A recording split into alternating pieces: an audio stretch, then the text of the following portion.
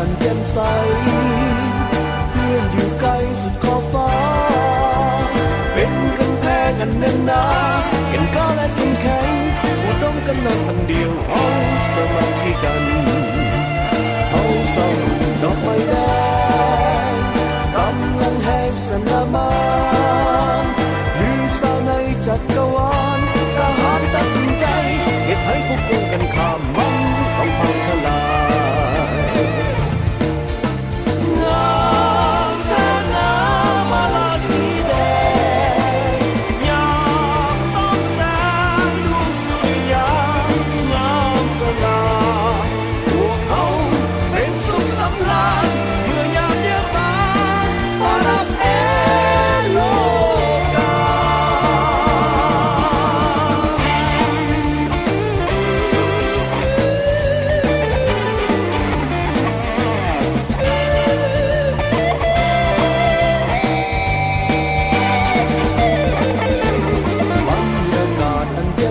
ย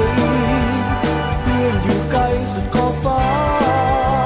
เป็นกำแพงอันแน่นหนาแก่นกล้าและเข้มแข็ง